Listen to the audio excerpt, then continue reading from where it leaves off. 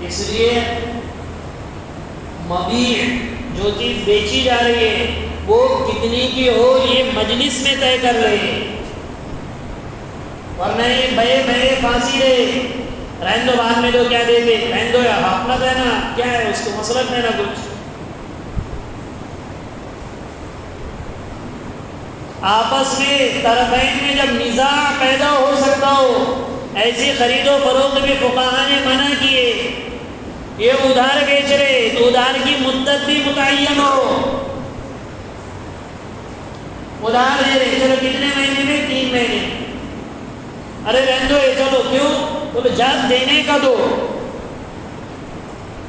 جب دینے کا تب دو۔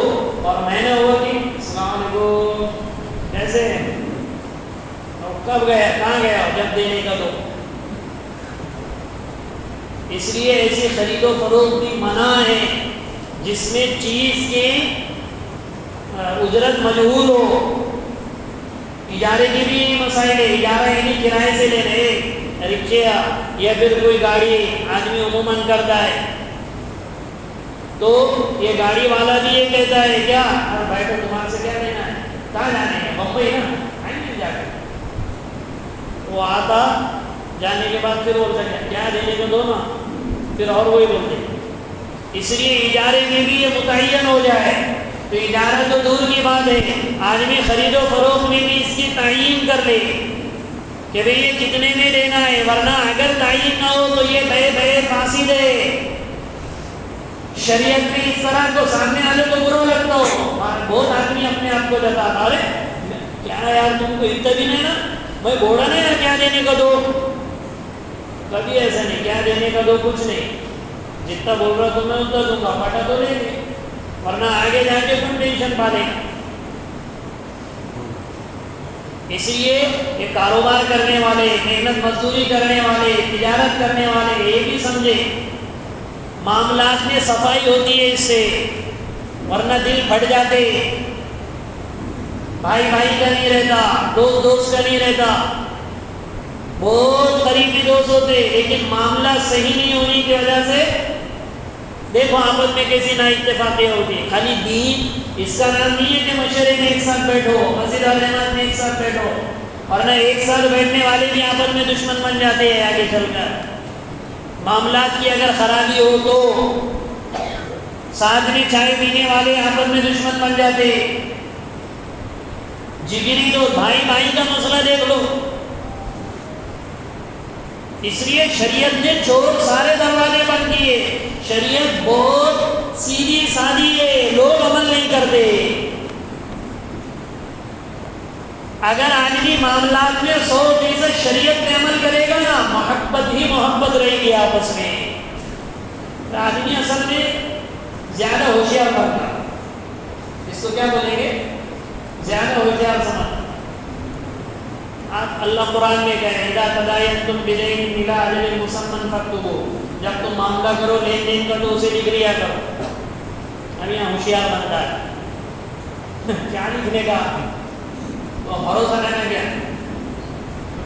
یہ ہوشیار ہے، گویا یہ نعوذ باللہ ثم نعوذ باللہ اللہ نے جو حکم دیا ہے وہ کہہ رہا ہے میرے کو یہ حکم نہیں چاہیے کیونکہ میں تو اپنا تو بہت اچھا ہے دل سے، اور اللہ کہہ رہے اس کو لکھ لو۔ اسی طریقے سے وہ ساری صورتیں شریعت میں منع ہے جس میں دھوکہ دہی سے کام لیا جائے، جس کی مثال حضور اکرم صلی اللہ علیہ وسلم کے زمانے میں مسرات سے دی جاتی تھی۔ مسرات اس جانور کو کہتے ہیں عربی میں جس کے گائے یا بھینس یا بکری یا اونٹنی جس کے تھنوں میں 2 یا 3 دن تک دودھ کما دیا جائے اور وہ بڑی کاس نظر آنے لگ جائے تاکہ سامنے والے کو دھوکہ ہو جائے، جب وہ دودھ نکالے تو خوب دودھ نکلے، اس کو کہتے ہیں بیع مسرہ۔ اور پھر بعد میں 3 دن کے بعد 4 دن کے بعد وہی 1.5 لیٹر 2 لیٹر پہ آ جاتا۔ جس بیع میں غرر ہو، جس بیع میں دھوکہ ہو، وہ بیع بھی ناجائز ہے۔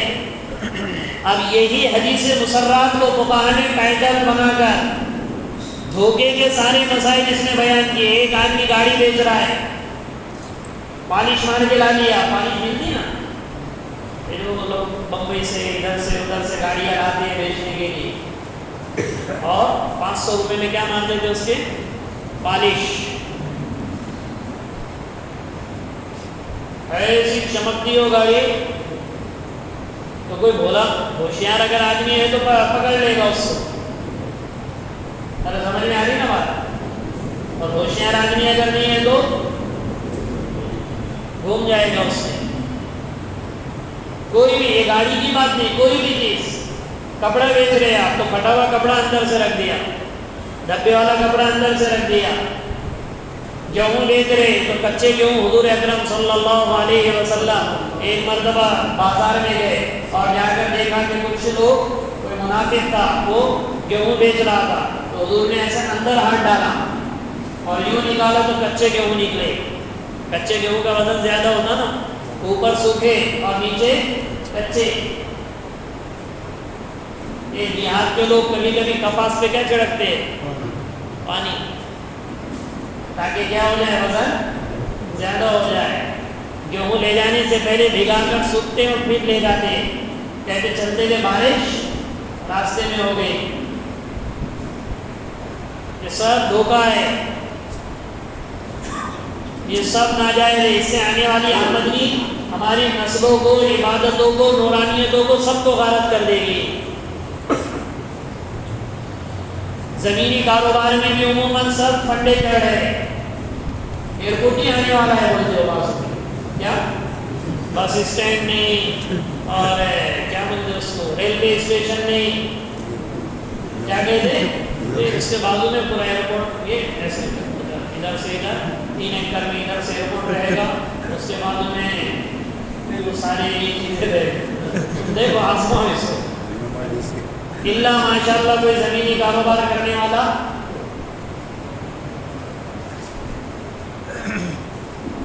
کرنا عموماً اس میں یہی اللہ ماشاء اللہ, سب نہیں رہتے. ہر کاروبار میں یہ چیزیں آئیں گی, تو یہ دھوکہ ہے. اسی طریقے سے اپنی چیز کو سونا بتانا اور سامنے والی چیز کو, سامنے والے کی چیز کو مٹی بنانا, اس سے حضور اکرم صلی اللہ علیہ وسلم نے منع کیا ہے. روایتیں موجود ہیں. تجارت میں برکت دینا ہے. قاضی ثناء اللہ پانی پتی رحمۃ اللہ علیہ نے اور مفتی تقی صاحب عثمانی دامن برکاتوں میں اسلام اور جدید معاشی مسائل میں روایت نقل کی. اپنی تجارت میں برکت دیکھنا ہو تو صحابہ سامنے والی کی چیز لیتے تھے تو تعریف کر کے لیتے تھے. تو ابھی ہمارے زمانے میں ڈیلروں کا کیا حال ہو گیا دیکھ لو. یعنی جب سامنے والی کی چیز لینا ہے نا, اس کو ایسی مٹی بنا دیں گے. یہ موبائل لینا ہے, اب میں خرید رہا ہوں موبائل, تو میں کیا ہوں موبائل, اچھا اب وہ ابھی لیا ہوا ہے, لیکن میں کیا کہوں, ارے یہ تھوڑے تھوڑے دھبے جائیں گے اتنے وہ نہیں ہوا.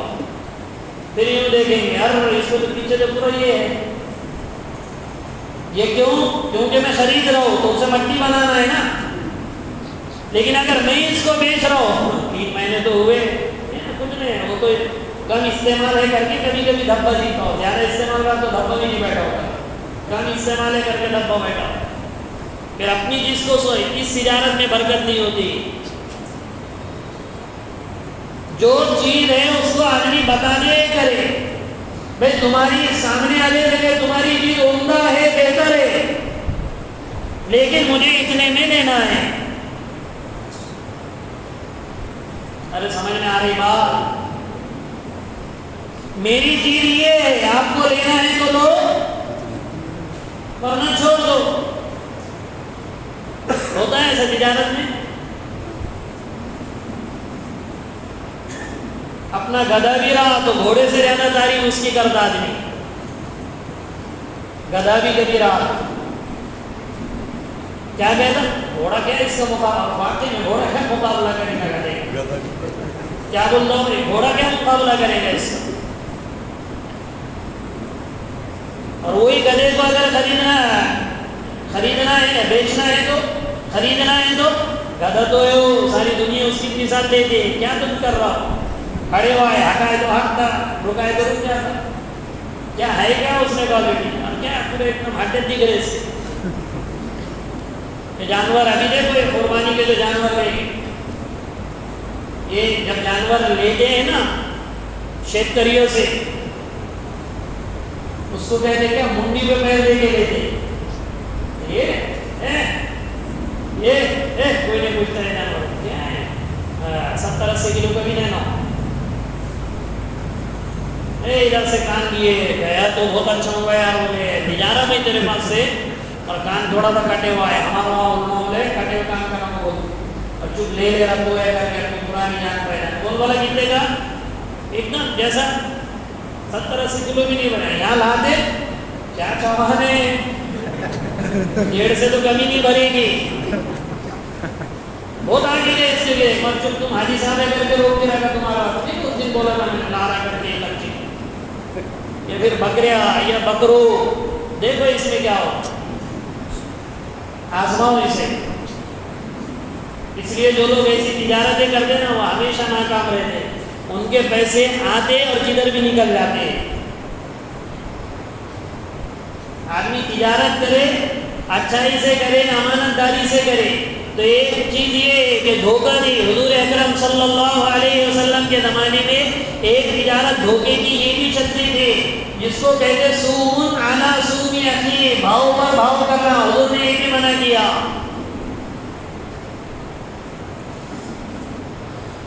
بھاؤ پر بھاؤ کرنا ہے، دو الگ الگ چیزیں. ایک تو یہ ہے کہ مجھے یہ چیز خریدنا ہے، تو یہ کہے کہ ان کو تیار کرے گے کہ جب میں آؤں نا تو تھوڑا بھاؤ بنا کے مانگنا.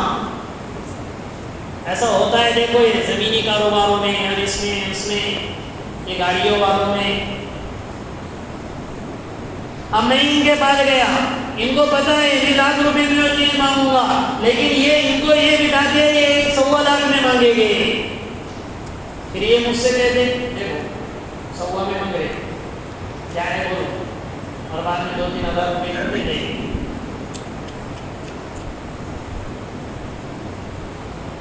یہ والے لوگ کرتے ہیں ایسا. ہر سال 4 مہینے لگانے آئے، شکایتیں ہے ایسی. اللہ ماشاء اللہ، اللہ کسی کو بچائے.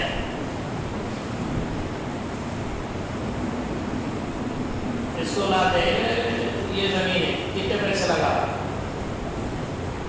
اچھے ہاں، جن کے تقوی کی قسمیں کھائیں گے تو حانس نہیں ہوں گے.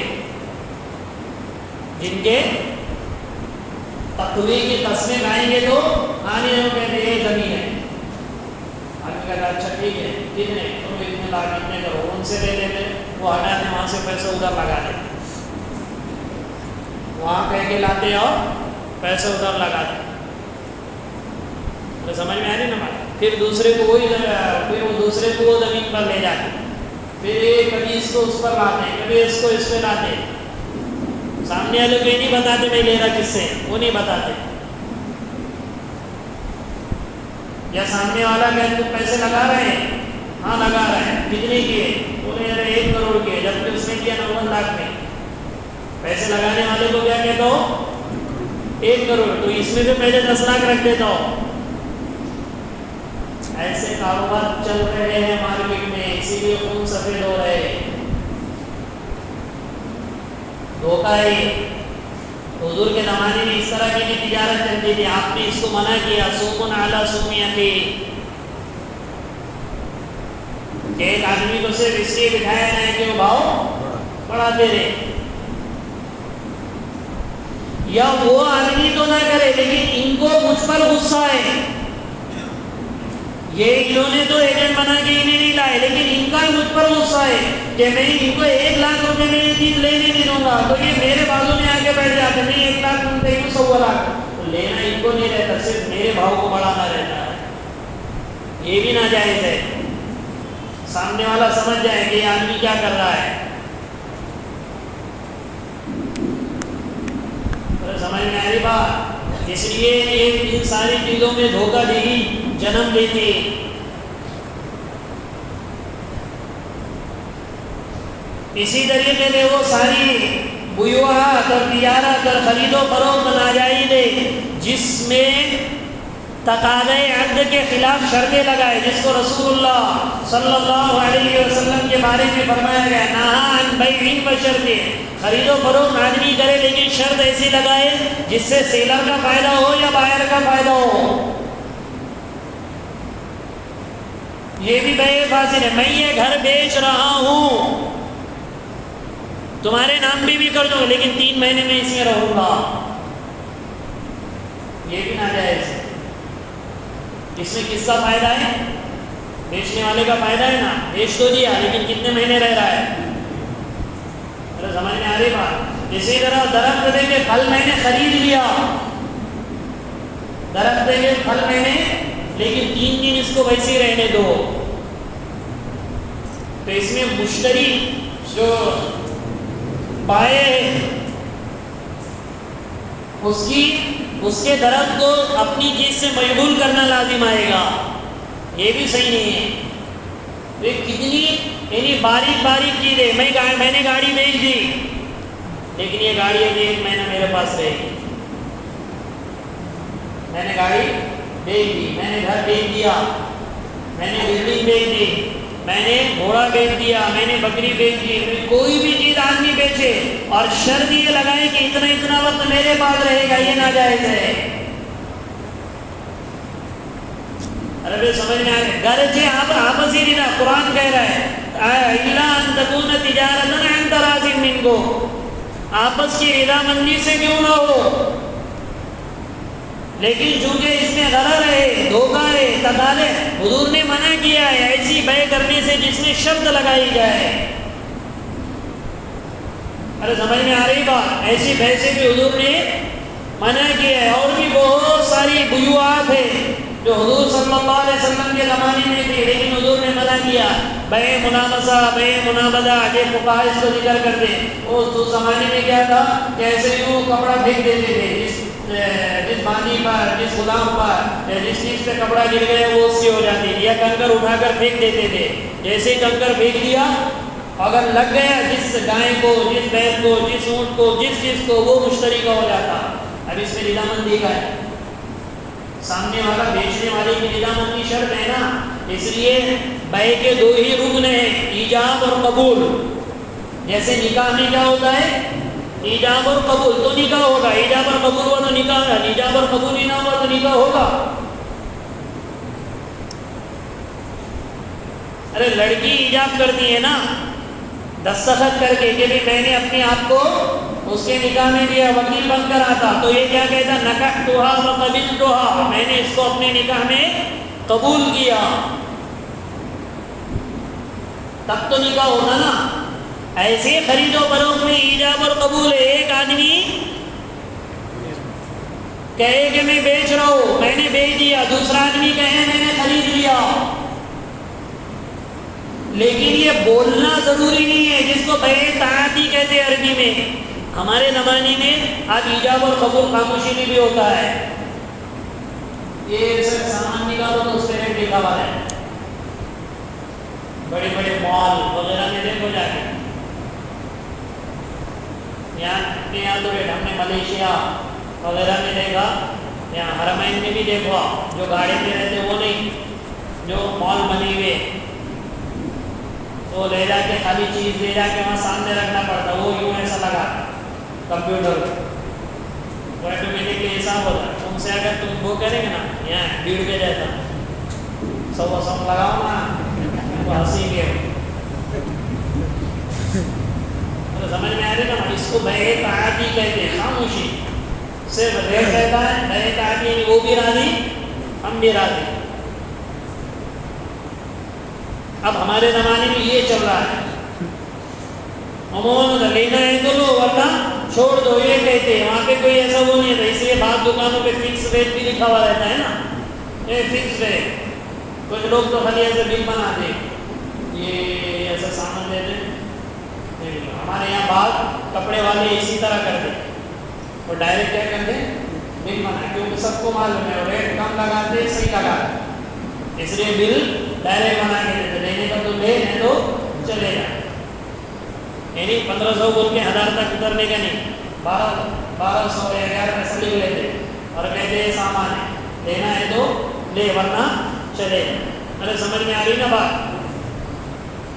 اور بھی بہت ساری بیوات ہیں، لیکن ہم صرف اتنا سمجھے کہ آپس کی رضامندی سے وہ ساری شکلیں جائز ہوگی جس کی شریعت اجازت دے، اور آپس کی رضامندی گرچہ ہو لیکن نص قطعی سے اگر وہ حرام ہو، سود ہے، ربا ہے، انٹرسٹ ہے، یا اس میں دھوکہ ہو یا عیب دار چیز ہو، یا آگے چل کر طرفین میں یعنی بائع اور مشتری میں جھگڑے کا سبب بنتی ہو، یہ سب درست نہیں ہے۔ سمجھ میں آ رہی بات؟ یہ سب بیوعات فاسدہ میں، لیکن تجارت کے فضائل ہیں، اس لیے فرمایا لا تأکلوا اموالکم بینکم بالباطل، باطل طریقے سے مت کھاؤ مال، بہن کا وراثت دبا دیا، کبھی اس کو دھوکہ دے کے یہ کر دیا، سب باطل طریقے۔ ہاں اگر کرنا ہے الا ان تکون تجارت کرو، لیکن ساتھ میں فرمایا تجارت میں عن تراض منکم، آپس کی رضامندی سے ہو، آپس کی رضامندی سے تجارت ہو، اس لیے تجارت میں رضامندی کی شرط ہے۔ نہیں دوست پیسے دیکھ کے جاتے بہت سے کیا کرتے ہیں پیسے رکھ کے جا رہا نہیں ہونا، اور وہ خوش ہوتا نہیں اپنا دوست ہی جلدی کرتا ہے، لیکن اس کی رضامندی نہیں ہوتی تو پیسے نہیں ہوتے۔ ہوتا نا بعض مرتبہ آدمی اتنا گرا کے مانگتا ہے کوئی چیز، سامنے والا ہوتا ہے کیا وہ سامنے والا غصے میں ہوتا ہے کہ بھوکا ٹک چل جائے۔ ہوشیار اگر ہو اور خوددار اگر کوئی بائع ہو نا، بیچنے والا ہو، کہیں گے فری میں لے کے چلے۔ بہت سے لوگوں کی رہتی نا عادت نہیں اتنے رہنے اور رہن دو نا، تم کو کیا کمی ہے کیا، وہ ایسے بھی گئے۔ آپس کی رضامندی اگر نہیں ہے نا تو بحث صحیح نہیں ہوتی، اس کی ناراضگی ہے، رضامندی تھوڑی ہے، تو کیسے بحث صحیح ہوگی؟ بعض مرتبہ تو دباؤ کا استعمال کرتے ہیں، دباؤ سے چندہ لینا حلال نہیں ہے تو خرید و فروخت کیسے حلال ہوگی؟ دباؤ سے چندہ لینا حلال نہیں ہے۔ ہم مسجد کا چندہ کرنے جائیں، سلائڈنگ کا یہ کرنا ہے، وہ گاڑی لانا ہے، دیتا کہ نہیں دیتا؟ ارے کہاں کا لا تو پیسے ہاں یہاں لگانے کا 100,000 روپئے لے، یہ بھی حلال نہیں۔ لا يحل لامرئ مسلم لا يحل مال امرئ مسلم الا بطيب نفسه، تو جب چندہ حلال نہیں ہے تو خرید و فروخت کیسے حلال ہوگی؟ ایک دے دے پیسے نہیں لے چل لے لے بس اتنے رہتے آپ کو بولو نا چپ لے لے رہا ایسا کیا آ رہے اپنے انداز سے باتیں کر۔ اس لیے عن تراض منکم، آپس کی رضامندی بھی ہو، اور اگلے ٹکڑے میں اللہ پاک نے فرمایا وَلَا تَقْتُلُوا أَنفُسَكُمْ إِنَّ اللَّهَ كَانَ بِكُمْ رَحِيمًا، اور اپنے آپ کو قتل نہ کرو۔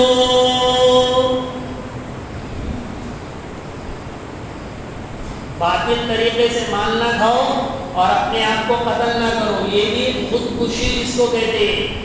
بعض مفسرین نے اس کا ترجمہ یہ کہ ایک دوسرے کو قتل نہ کرو، کیونکہ ایک دوسرے کو قتل کرنے اور اگر کوئی کسی کو ناحق قتل کرے متعمدا فجزاؤہ جہنم ومن یقتل مؤمنا متعمدا فقد جزاؤہ جہنم، جو جان بوجھ کر کسی مومن کو قتل کرے تو وہ تو جہنم میں ہے۔ اس لیے شاہ صاحب رحمۃ اللہ علیہ وغیرہ کہتے تھے کہ جب اللہ کہہ دے نا ہمیشہ جہنم میں رہے گا تب بھی اس کو جہنمی شمار کرو۔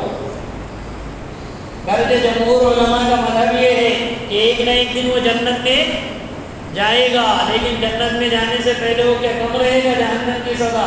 ایک آدمی کو اللہ نہ کرے جیل میں ڈال دو، جوانی میں بڈھے پن میں نکالو اس کو، خوش ہوں گا آ گئے ہمیں پھر آ گئے، ایسا تو خوش ہوں گا، ساری جوانی اس کے ڈال دی۔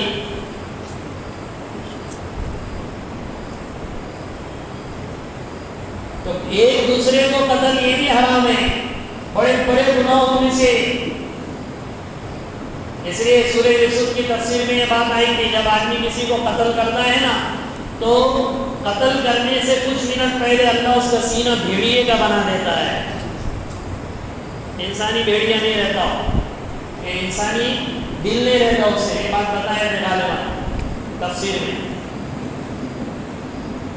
قاضی صاحب رحمۃ اللہ علیہ نے اس کو لکھا ہے کہ جب آدمی کسی کو قتل کرتا ہے تو اس کا سینہ انسان کا نہیں رہتا، بھیڑیے کا اللہ بنا دیتے ہیں۔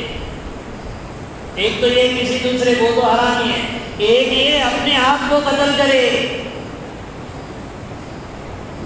اپنے آپ کو قتل کرے، یہ بھی ناجائز ہے۔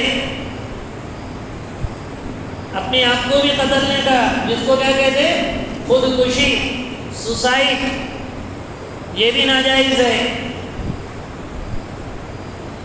خودکشی کرنے والا جس چیز سے خودکشی کرے گا اللہ قبر میں بھی اس کو وہی عذاب دے گے اور جہنم میں بھی وہی عذاب میں مبتلا رہے گا۔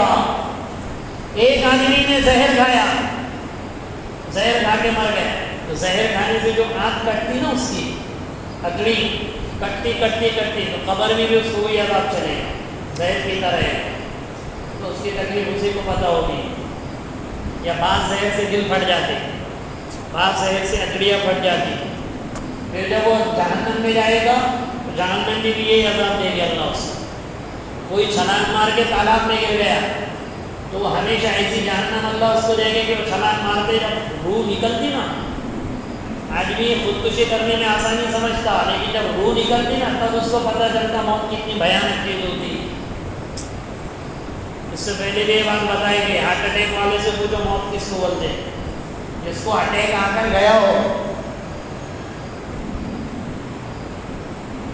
لپ لپ ہلتا آدمی اگر یاد آ جائے موت کی، تو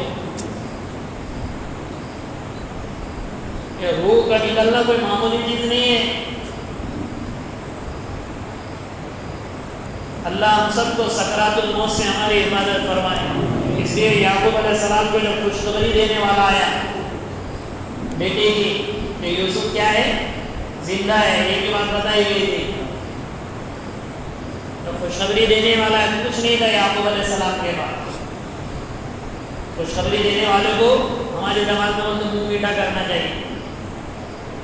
کوئی آدمی کسی چیز کی خوشخبری دے، یہ مصنون بھی ہے، صحابہ بھی اس طرح کرتے تھے۔ یعقوب علیہ السلام کو جب خوشخبری دینے والا آیا وہ کپڑے لے کر اور آپ کے بیٹے کی اطلاع دینے کے لیے، تو یعقوب علیہ السلام نے فرمایا کہ تجھے دینے کے لیے میرے پاس کچھ نہیں ہے، لیکن ایک ایسی دعا دیتا جو دنیا کی ساری چیزوں سے بہتر ہے، اور وہ دعا یہ کہ اللہ موت کے سکرات سے تیری حفاظت کرے، سکرات الموت سے۔ تو خودکشی کرنا یہ گناہ کبیرہ ہے۔ لوگ سوسائڈ کرتے ہیں، سمجھتے کہ بس سکون مل جائے گا، یہ موت سے سکون نہیں ملتا، مرنے کے بعد وہی کوئی آدمی، حضور نے فرمایا کوئی آدمی اگر پہاڑ سے کود کے مرا ہے تو جہنم میں بھی پہاڑ سے ہی کودتا رہے گا اور مرتا رہے گا، بار بار مرنے کی تکلیف، بار بار گرنے کی تکلیف۔ اس لیے حضور اکرم صلی اللہ علیہ وسلم نے خودکشی کرنے والے کا جنازہ نہیں پڑھایا، کتنا بڑا گناہ ہوگا، لیکن پڑھنا جائز ہے ان کے جنازے۔ خودکشی کرنے والے پر رحم نہیں کیا جانا چاہیے، لوگ ترس کھاتے خودکشی کرنے والے پر، ارے اس نے اللہ کی تقدیر سے کھلواڑ کیا، اپنے آپ کو مار ڈالا، تو یہ گناہ کیا نا، گناہ کر کے گئے دنیا سے۔ اللہ کے رسول رحمت للعالمین تھے یا نہیں تھے؟ سارے عالم کے لیے رحمت للعالمین، لیکن حضور نے نماز جنازہ نہیں پڑھی۔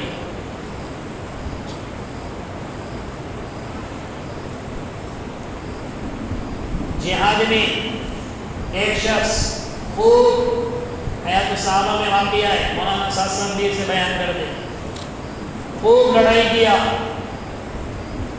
اور ایک دم پڑ گیا، شہید کا خون کا قطرہ گرنے سے پہلے اللہ مغفرت کر دے. وہ زخمیوں کے قزمان اس کا نام تھا.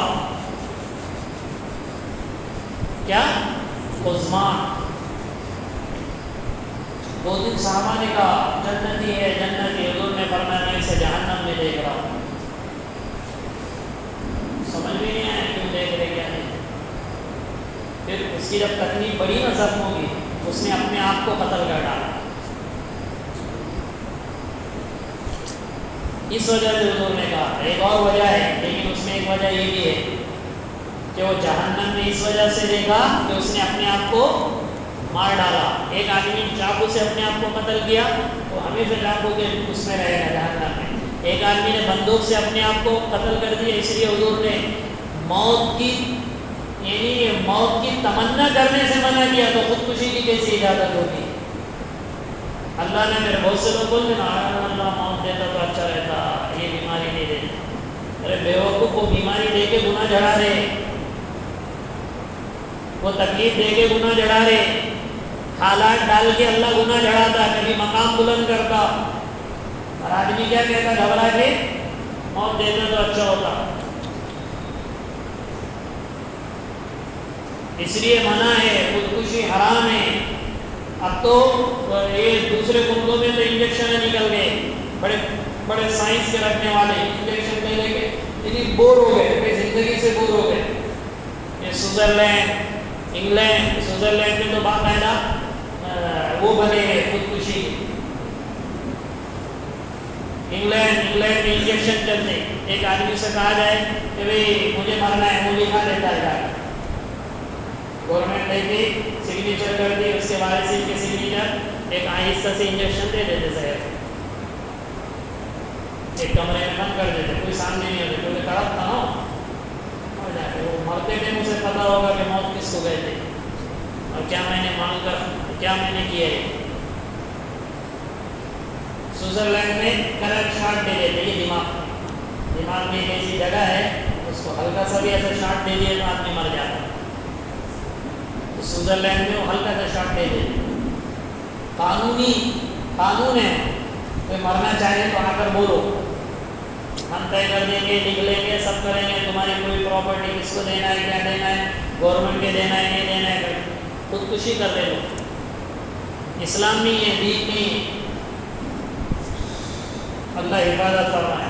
ان اللہ کان بکم رحیم, آگے قرآن نے کہا بے شک اللہ تم پر بہت رحم کرنے والا ہے, اس لیے ایسے احکامات تم کو بتائے. اللہ رحیم ہے, اس لیے کہا حرام طریقے سے تجارت نہ کرو, حلال طریقے سے تجارت کرو. خرگو پتی بنو مگر حلال طریقے سے, اور یہ خودکشی نہ کرو, کسی دوسرے کو بھی قتل نہ کرو. یہ احکامات ہم نے اس وجہ سے تم کو کھول کھول کر بیان کیے تاکہ ہم تم پر نہایت مہربان ہیں, یہ کہہ رہے اللہ. اللهم لك الحمد كله ولك الشكر كله ولك الثناء كله بيدك الخير كله إنك على كل شيء قدير. اللهم صل على سيدنا محمد وبارك وسلم. يا حي يا قيوم برحمتك نستغيث.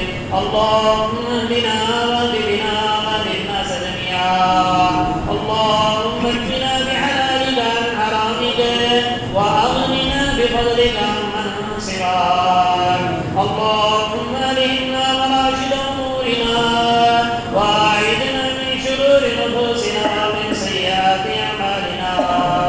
اللهم إنا نعوذ بك من الفتن ما ظهر منها وما بطن. وصلى الله تعالى